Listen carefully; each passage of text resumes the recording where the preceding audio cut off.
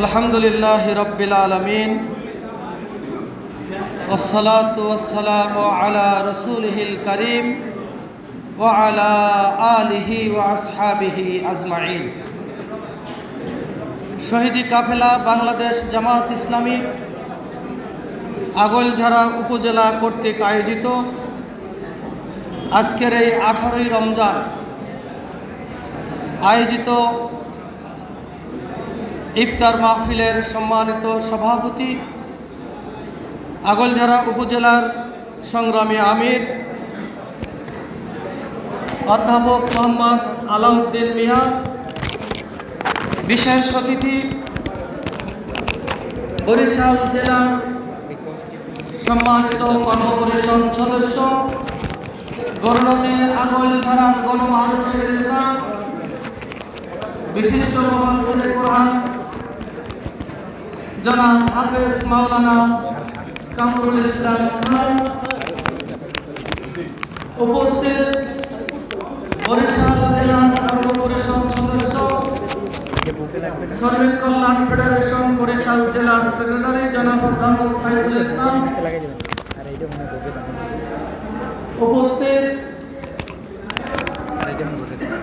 বন্ধু প্রতিম সংগঠন জাতীয়তাবাদী দল বিএনপির নেতা, গইলা ইউনিয়নের সাবেক চেয়ারম্যান জনাব আবুল হোসেন লালটু, উপস্থিত গৌরনদী উপজেলার জামাতের সম্মানিত সেক্রেটারি বাইজিদ শরীফ সহ মঞ্চে উপবিষ্ট নেতৃবৃন্দ, সম্মানিত সুধীমণ্ডলী, আল্লাহ রব্বুল আলমিনের শুকরিয়া আদায় করছি যে মহান রব্বুল আলমিন আমাদেরকে এই সিয়াম সাধনার মাসে সিয়াম সাধনারত অবস্থায় আজকের এখানে ইফতার মাহফিলে আমাদের উপস্থিত হওয়ার সুযোগ করে দিয়েছেন।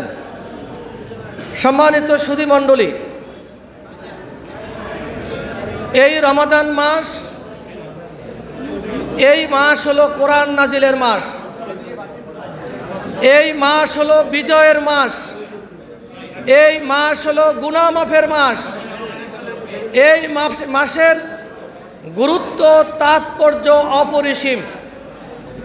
এই মাসটা এমন একটি মাস, এই মাসে আমরা যদি গুনাহ মাফের ব্যবস্থা করতে না পারি তাহলে আমাদের সিয়াম সাধনা হবে না, বরঞ্চ সারাদিন না খেয়ে থাকা হবে। আমাদের প্রত্যেক রোজাদারের সিয়াম সাধনার ব্যাপারে সচেতন হওয়া দরকার। আমি এই সিয়াম সাধনার মাধ্যমে নিজেকে তৈরি করতে পারছি কিনা, আমরা কিভাবে তৈরি করব, কেন তৈরি করব, আমরা সমাজকে পরিবর্তনের জন্য যেই ধরনের তাকওয়া সম্পন্ন জনগণ দরকার, মানুষ দরকার, এই রোজা কিন্তু বারবার ফিরে আসে সেই ধরনের মানুষ তৈরি করার জন্য। আমরা যদি আত্মপর্যালোচনার মাধ্যমে রোজা রাখতে পারি তাহলে আমাদের পিছনের সকল গুনাহ মাফ হয়ে যাবে। একটি হাদিস আছে, রাসূল সাল্লাল্লাহু আলাইহি সাল্লাম বলছেন, মান সামা রমাদানান ঈমানান ওয়া ইহতিসাবান গুফিরা লাহু মা তাকাদ্দামা মিন জামবি। যে বা যারা ঈমান এবং ইহতিসাবের সাথে, ঈমান তো বাধ্যতামূলক, ঈমান যাদের রয়েছে তারা যদি আত্মপর্যালোচনা সহকারে এই সিয়াম সাধনা করে, আল্লাহ রসুল বলছেন যে তাদের পূর্বের সকল গুনাহ মাফ করে দেওয়া হয়। সুবহানাল্লাহ। আমরা সেই রোজা রেখে যাতে করে নিজেদের গুনাহ মাফের ব্যবস্থা করতে পারি সেইভাবে আত্মপর্যালোচনা করে আমাদেরকে রোজা রাখতে হবে। আমরা এটা পারবো তো ইনশাআল্লাহ? সম্মানিত সুধীমণ্ডলী, মানুষের জীবনের চলার পথে মানুষ এবং সম্পদ এই দুটো জিনিস খুবই গুরুত্বপূর্ণ। আজকের আমরা সমাজকে পরিবর্তনের জন্য সকলে মিলে কাজ করছি। এখানে বিএনপির নেতৃবৃন্দ রয়েছেন, ইসলামী আন্দোলনের নেতৃবৃন্দ রয়েছেন, অন্য অন্য রাজনৈতিক দলের নেতৃবৃন্দ রয়েছেন, আমাদের সকলের উদ্দেশ্য একটাই, সেটা হলো যে আমরা আমাদের এই সমাজকে একটি সুখী সমৃদ্ধ সমাজে পরিণত করতে চাই। সমাজ থেকে যাতে করে সন্ত্রাস দূরীভূত হয়, জুলুম দূরীভূত হয়, এই সমাজে আর কেউ যাতে আয়নাঘর তৈরি করতে না পারে, সেইভাবে একটি শাসন ব্যবস্থা এই বাংলাদেশে কায়েম হবে, সেটাই আমাদের ঐক্যবদ্ধভাবে কাজ করা উচিত। কি বলেন আপনারা? এজন্য আমাদের কোরআনের কাছে ফিরে যেতে হবে, কোরআনকে ভালো করে আমাদের জানতে হবে, কোরআনকে আমাদের বুঝতে হবে, কোরআনকে আমাদের ধারণ করতে হবে। এইটা বলার সুযোগ নাই যে রাজনীতির সাথে কোরআনের কোনো সম্পর্ক নাই, এইটা বলার কোনো সুযোগ রয়েছে? সূরা আল মায়েদার, ভাই আপনারা যারা ইফতারি বন্টন করছেন একটু মেহেরবানি করে যদি নীরবে ইফতার বন্টন করেন, আমরা একটু কথাও বলতে পারবো এবং কথা শুনতেও পারবো। যে কথা বলতেছিলাম, সূরা আল মায়েদার 44, 45, 47 আপনারা কোট করুন। কোরআনের এই 3টি আয়াত বাসায় গিয়ে পড়বেন যে এই 3টি আয়াতে আল্লাহ রাব্বুল আলামিন কি বলেছেন। এখান থেকে আমরা যেই মতেরই আদর্শ পোষণ করি না কেন, যেই দলেই রাজনীতি করি না কেন, আমাদের মাথা পরিষ্কার থাকতে হবে। এর বাইরে যদি আমাদের কোনো বিশ্বাস, আমাদের কোনো আদর্শ তৈরি হয়, সেই আদর্শ দিয়ে আমরা আসলে সমাজকে পরিবর্তন করতে পারবো না। আল্লাহ রাব্বুল এখানে বলছেন, অমাল্লাম ইয়াহকুম বিমা আনজালাল্লাহু ফাউলাইকা হুমুল কাফিরুন ফাউলাইকা হুমুজ জালিমুন ফাউলাইকা হুমুল ফাসিকুন। আল্লাহ বলছেন, আল্লাহ রাব্বুল আলামিন যে কোরআন নাজিল করেছেন, এই নাজিলকৃত কোরআন অনুযায়ী যারা বিচার ফয়সালা করে না, তারা কাফের, তারা জালেম, তারা ফাসিক। আমরা কি কেউ কাফের, জালেম, ফাসিক হতে চাই? কোনোভাবেই একজন মুসলিমের এই বিশ্বাস থাকা উচিত নয়।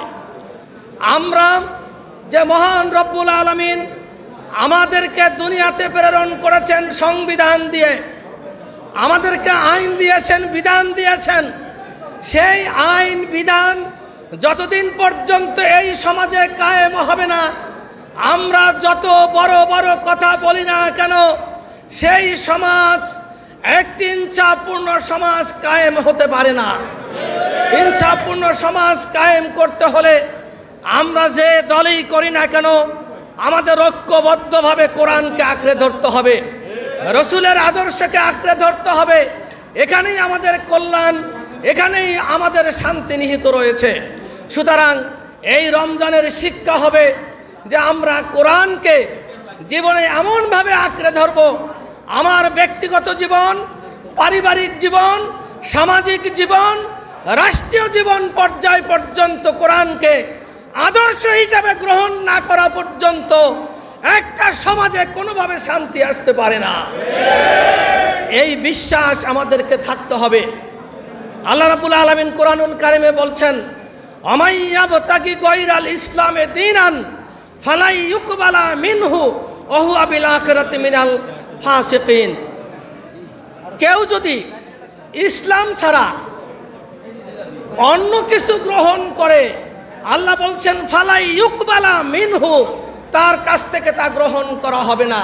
কেউ যদি এই কাজ করে, সে কিয়ামতের ময়দানে ক্ষতিগ্রস্তর মধ্যে নিমজ্জিত হবে।